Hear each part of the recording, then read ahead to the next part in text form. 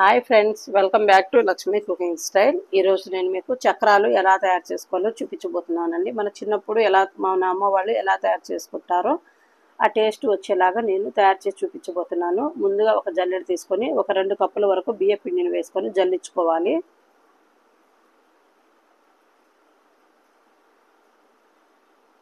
రెండు కప్పుల బియ్య పిండికి 1 కప్పు వరకు శనగపిండి వేసుకొని జల్లించుకోవాలి.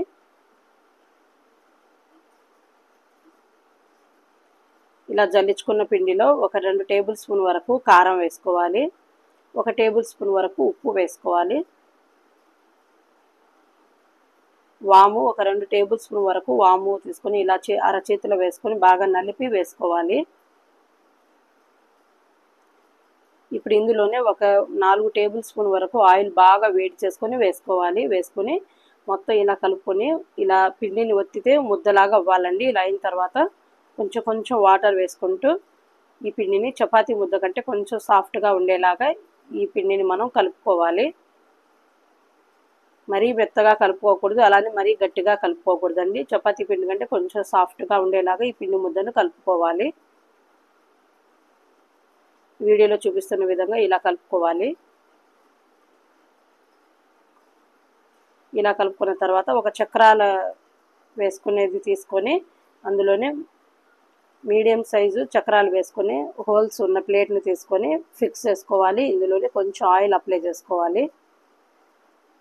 ఇప్పుడు ఒక కాటన్ క్లాత్ తీసుకొని తడిపి ఇలా కింద వేసుకొని కొంచెం కొంచెంగా చిన్న చిన్న చక్రాల్లా చేసుకోవాలి. చేసుకొని మనం డైరెక్ట్గా ఆయిల్లో చేసుకోవడం రాకపోతే ఇలాగా కాటన్ క్లాత్ మీద కొంచెం కొంచెంగా చిన్న చిన్న చక్రాల్లా చేసుకొని ఆయిల్లో వేసుకుంటే చక్కగా వేగుతాయి. ఇలా మనకి ఎన్ని చక్రాలు కావాలంటే అన్నిటిని ఇలా మనం కాటన్ క్లాత్ మీద ముందుగానే ఒత్తుకోవాలి. ఇప్పుడు డీప్ ఫ్రైకి సరిపడా ఆయిల్ పెట్టుకుని ఆయిల్ కొంచెం వేడెక్కిన తర్వాత ఇందులో ఆయిల్ని మీడియం ఫ్లేమ్లో మంటని మీడియం ఫ్లేమ్లో అడ్జస్ట్ చేసుకొని మనం చక్రాలు చేసి పెట్టుకున్న వాటిని ఒక్కొక్కటిగా ఆయిల్లో వేసుకొని వేయించుకోవాలి. పైన ఉన్న నుజ్జు అనేది తగ్గిన తర్వాత మనం ఈ చక్రాలని ఇంకొక వైపుకు తిప్పుకొని బాగా దూరగా కలర్ వచ్చే వరకు వేయించుకోవాలి. ఇలా వేయించుకొని తీసి పక్కన ఒక ప్లేట్లో పెట్టుకోవాలి. ఇలాగే మిగిలిన వాటిని కూడా ఆయిల్లో వేసుకొని మొత్తం వేయించుకోవాలి. ఇప్పుడు అలా కాటన్ క్లాత్ మీద కాకుండా డైరెక్ట్గా ఇలా ఆయిల్లో కూడా వేసుకోవచ్చు. ఇలా ఆయిల్లో కూడా వేసుకొని వేయించుకోవచ్చు.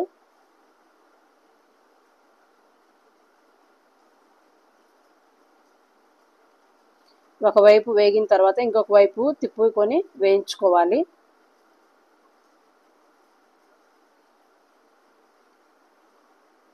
ఇలా వేయించుకొని తీసి పక్కన ఒక ప్లేట్లో పెట్టుకోవాలి. అంతేనండి, ఎంతో క్రిస్పీ అండి టేస్టీగా ఉండే చక్రాలు అయితే రెడీ అయిపోయాయి. జ్యూసీగా క్రిస్పీగా చాలా బాగుంటాయి ఈ చక్రాలు అనేవి. నచ్చితే ఒకసారి ఇలా ట్రై చేయండి. ఇప్పుడు మనం రాగి పిండితో చక్రాలు ఎలా తయారు చేసుకోవాలో, జంతికలు కూడా అంటారు కదండి, ఎలా తయారు చేసుకోవాలో చూపిస్తాను రండి. గుల్లగా క్రిస్పీగా చాలా టేస్టీగా ఉంటాయండి ఈ రాగి పిండితో చక్రాలు అనేవి. పిల్లలకైతే హెల్దీగా మనం ఈ చక్రాలను చేసి పెట్టవచ్చు. చాలా బాగుంటాయి టేస్ట్ అనేది. ఒక్కసారి ఇలా ట్రై చేయండి. ముందుగా ఈ రాగి పిండి చక్రాల కోసం నేను 2 కప్పుల వరకు రాగి పిండిని జల్లించి తీసుకున్నాను.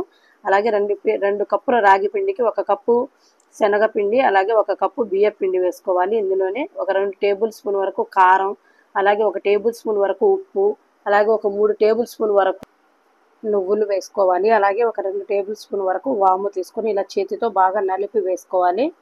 అలాగే ఒక 2 టేబుల్ స్పూన్ వరకు ఆయిల్ని బాగా వేడి చేసుకొని వేసుకొని మొత్తం పిండిని ఒకసారి ఇలా కలుపుకోవాలి.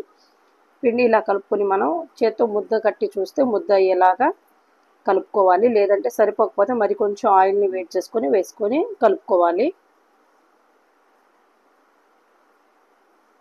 ఇలా వీడియోలో చూపిస్తున్నట్టుగా పిండి అనేది ముద్ద అవ్వాలి. ఇలా అయిందంటే మనకు ఆయిల్ అనేది సరిపోయిందని అర్థం.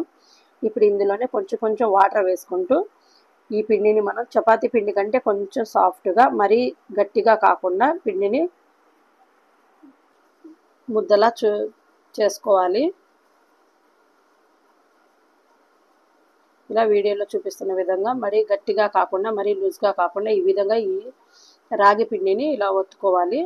ఇలా ముద్ద చేసుకొని పక్కన పెట్టుకోవాలి. ఇప్పుడు చక్రాలు చేసుకునే గొట్టంలో ఈ రాగి పిండిని వేసుకొని మన జల్లి గరిటె మీద వేసుకొని డైరెక్ట్గా ఆయిల్లో వేసుకొని వేయించుకోవాలి. కొంచెం కలర్ వచ్చే వరకు వేయించుకోవాలి. ఇలా వేయించుకున్న తర్వాత ఇంకొక పక్కకు కూడా తిప్పుకొని ఈ చక్రాలను బాగా వేయించుకోవాలి. చాలా టేస్టీగా ఉంటాయండి. అలాగే ఆరోగ్యానికి కూడా హెల్తీగా ఉంటాయి. ఈ చక్రాలు రాగి పిండితో చేసుకుంటున్నాం కదండి, సూపర్గా ఉంటాయి. ఒక్కసారి ఈ ప్రాసెస్లో ట్రై చేయండి. ఈ వీడియో కనుక మీకు నచ్చితే నా ఛానల్ని సబ్స్క్రైబ్ చేయండి, లైక్ చేయండి, షేర్ చేయండి, కామెంట్ చేయండి.